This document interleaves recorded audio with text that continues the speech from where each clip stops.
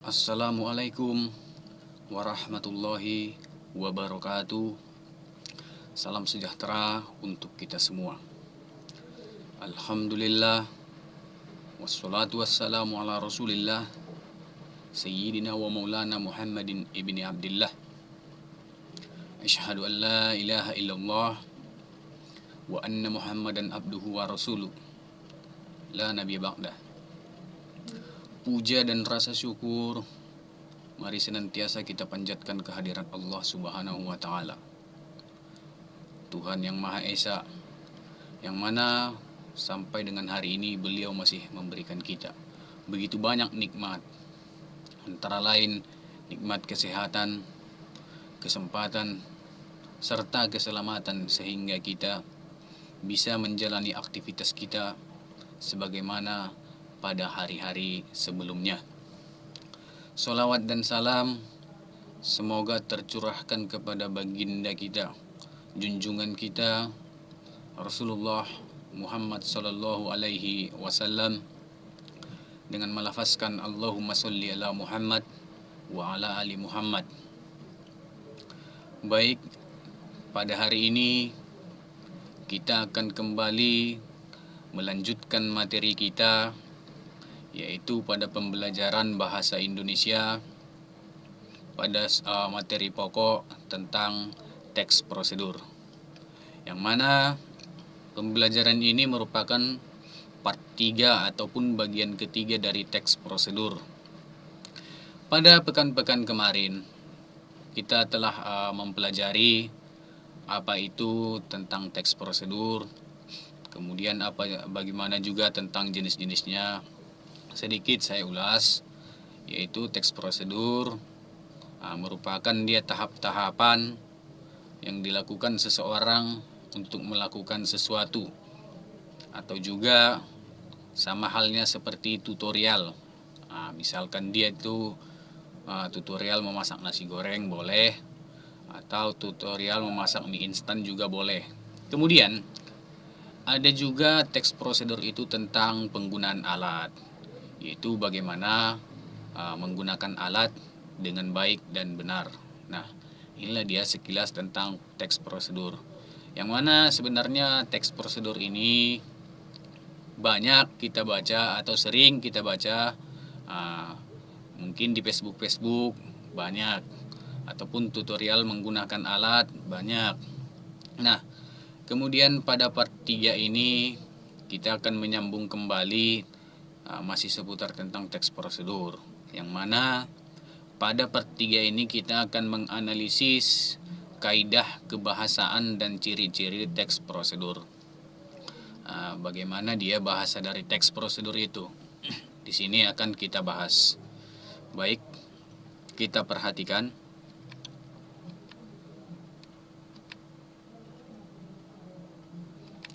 Yang menjadi pertama di sini kita baca adalah ciri-ciri dari teks prosedur. Yang pertama, ciri-ciri dari teks prosedur itu yaitu menggunakan pola kalimat perintah. Nah, kalimat perintah ini istilah lainnya dikatakan yaitu dengan sebutan imperatif. Kalimat perintah merupakan kalimat yang mengandung makna meminta atau memerintah seseorang untuk melakukan sesuatu. Kemudian, contohnya di sini, tolong matikan keran air itu. Nah, ini termasuk bagian dari kalimat perintah, yaitu meminta mematikan keran air. Yang kedua, jangan membuat ribut anak-anak. Nah, ini juga bagian dari kalimat perintah. Kemudian pada contoh yang ketiga, saya minta kerjakan tugasmu tepat waktu. Kemudian ciri-ciri yang kedua dari teks prosedur yaitu menggunakan kata kerja aktif. Kata kerja aktif yang memberikan suatu tindakan kepada objeknya. Nah, maksudnya contohnya di sini yaitu yang pertama ada menyiram, kemudian ada membungkus, kemudian ada melempar, ada menampar, kemudian ada menyerang. Nah, untuk kita ketahui bahwasanya kata kerja aktif itu ini merupakan contohnya. Kemudian ada yang dikatakan kata kerja pasif. Maksudnya begini, apabila dia menyiram itu merupakan kata kerja aktif. Akan tetapi kalau ada kata disiram itu merupakan kata kerja pasif. Nah, misalkan membungkus ini kata kerja aktif. Kalau dia dibungkus itu kata kerja pasif. Nah, sama seperti ini. Melempar merupakan kata kerja yang aktif. Tapi kalau dia kata pakai dilempar, otomatis dia jadi kata kerja pasif. Sama dengan yang duanya lagi, menampar. Nah, kalau dia jadi pasif itu ditampar, menyerang. Kalau dia menjadi pasif itu diserang. Nah, jadi kalau kata kerja aktif ya ini contohnya, melakukan kegiatan. Kemudian ciri-ciri teks prosedur yang ketiga yaitu menggunakan kata penghubung ataupun konjungsi untuk mengurutkan kegiatan. Kata penghubung yang menyatakan waktu kegiatan yang hadir dengan bersifat kronologis. Contohnya di sini kata-kata penghubung yaitu selanjutnya, berikutnya, kemudian, lalu, setelah itu. Nah, pada contoh konjungsi ini biasanya digunakan misalkan kita ambil tutorial memasak mie instan. Nah, bagaimana dia? Yang pertama, irislah bawang terlebih dahulu. Kemudian, nah di sini kan ada kata kemudian. Makanya di teks prosedur itu banyak terdapat konjungsi. Namun alangkah lebih bagusnya jika kita akan menulis sebuah teks prosedur, kita jangan terfokus pada salah satu kata konjungsi saja. Nah, gunakan banyak konjungsi agar tulisan kita itu lebih menarik. Nah, kata-kata yang kita rangkai lebih menarik. Nah, kemudian kita lanjutkan ciri-ciri teks prosedur yang berikutnya.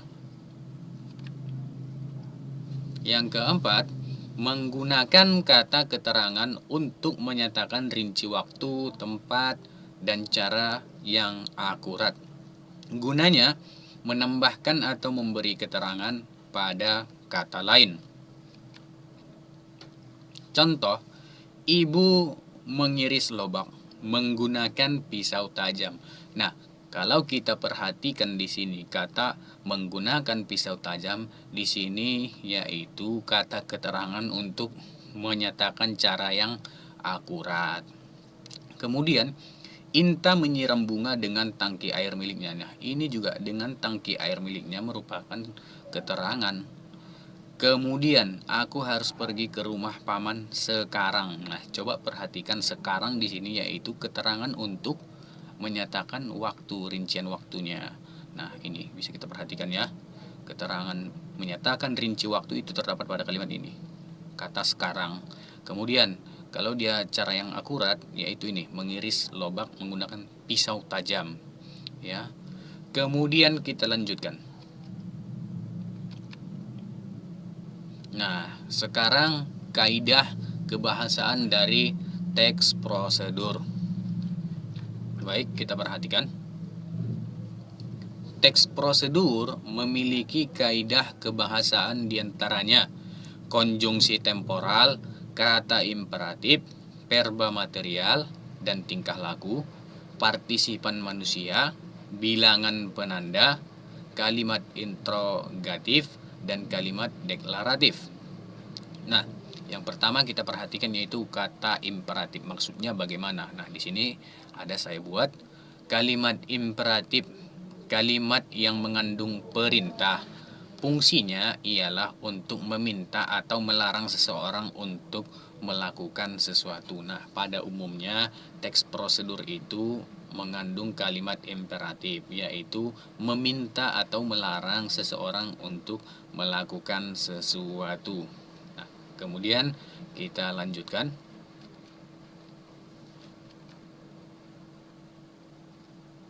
kaidah kebahasaan berikutnya yaitu kalimat deklaratif. Kalimat yang berisi pernyataan, fungsinya ialah untuk memberikan informasi atau berita tentang sesuatu. Nah, kemudian kalimat interrogatif, maksudnya di sini kalimat tanya ya, yaitu kalimat yang berisi pertanyaan. Fungsinya ialah untuk meminta informasi tentang sesuatu. Kemudian kaidah kebahasaan berikutnya, konjungsi temporal.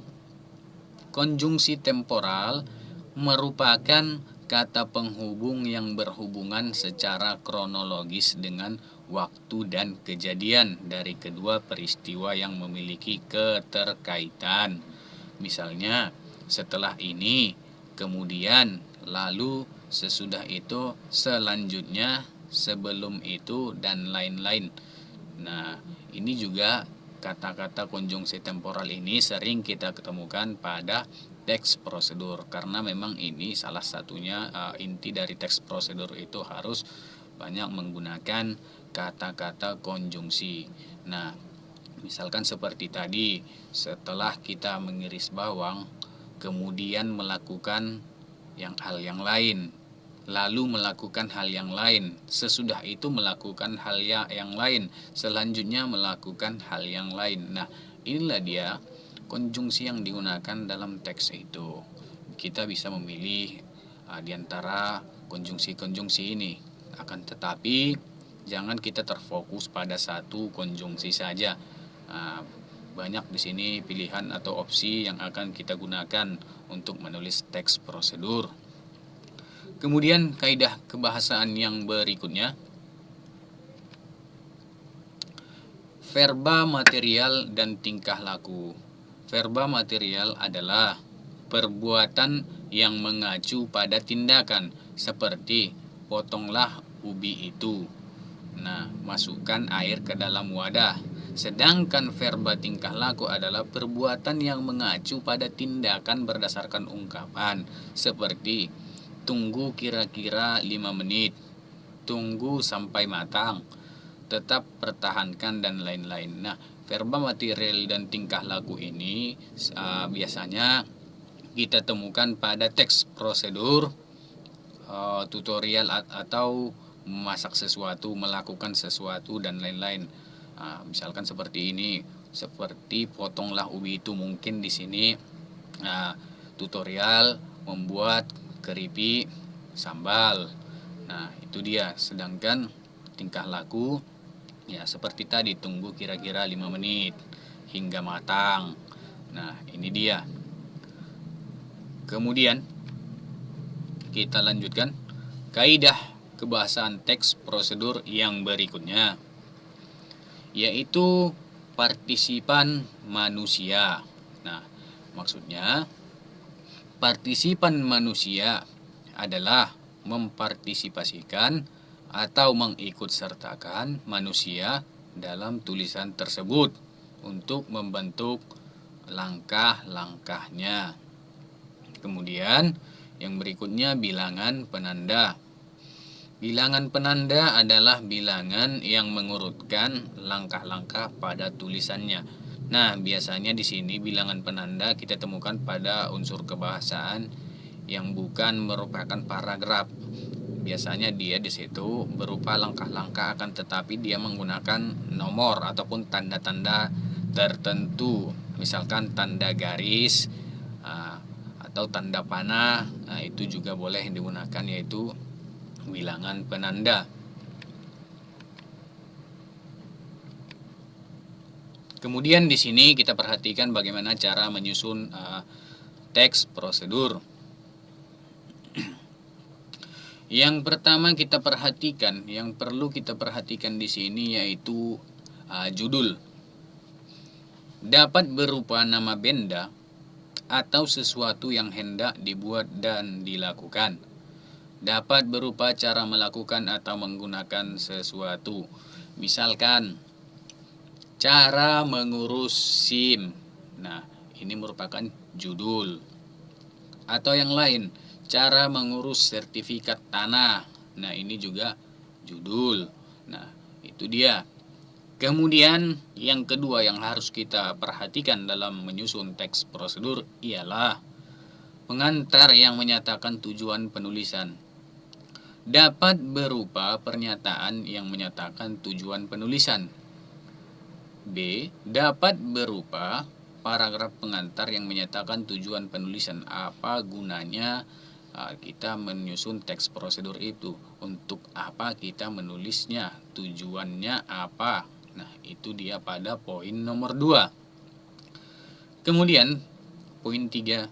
Bahan atau alat untuk melaksanakan suatu prosedur. Dapat berupa daftar atau perincian, dapat berupa paragraf. Nah, biasanya bahan atau alat itu kita temukan pada tutorial melakukan sesuatu, bukan tutorial mengenalkan atau cara menggunakan barang dengan baik. Maksudnya seperti ini. Misalkan tutorial memasak nasi goreng yang enak. Nah, otomatis di situ bahan dan alat kita cantumkan apa saja yang menjadi bahan alat. Itu kita cantumkan setelah kita menulis judul. Misalkan cara membuat nasi goreng yang enak, itu kita buat pada bagian judul. Kemudian di bawahnya itu masuk bahan-bahan atau alat apa saja yang kita butuhkan. Misalkan nasi, kemudian bawang atau cabai, itu kita cantumkan semua. Nah, setelah itu, setelah kita cantumkan semua, barulah kita bisa langkah atau tahapan dengan urutan yang benar. Maksudnya di sini barulah kita bisa menuliskan langkah demi langkah, tahap demi tahap teks prosedur itu. Tahap demi tahap bagaimana cara memasak nasi goreng yang telah kita tentukan tadi judulnya. Nah, anak-anak kami sekalian, di sini penugasan kita pada pembelajaran ketiga ini, yang pertama, carilah 2 contoh teks prosedur. Kemudian, analisis teks tersebut berdasarkan kaidah kebahasaannya, bagaimana bahasanya. Nah, ataupun bagaimana konjungsinya, tuliskan semua nanti di penugasan ini. Kemudian, nomor 3, temukan konjungsi pada yang ada pada teks tersebut. Tuliskan seluruh konjungsi apa saja yang ada pada teks prosedur yang telah kita cari. Nah, inilah dia tugas pada pembelajaran kita yang ketiga ini.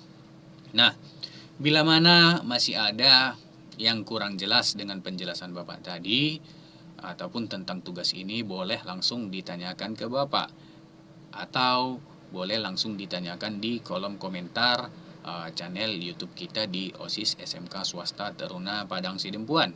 Nah, kan tetapi dalam memberikan komentar, berikan komentar yang sopan. Nah, itu dia. Kemudian untuk akhir kata di sini akan saya akhiri. Billahi fisabilil haq fastabiqul khairat. Marilah kita senantiasa berlomba-lomba untuk memperoleh suatu kebaikan. Assalamualaikum warahmatullahi wabarakatuh.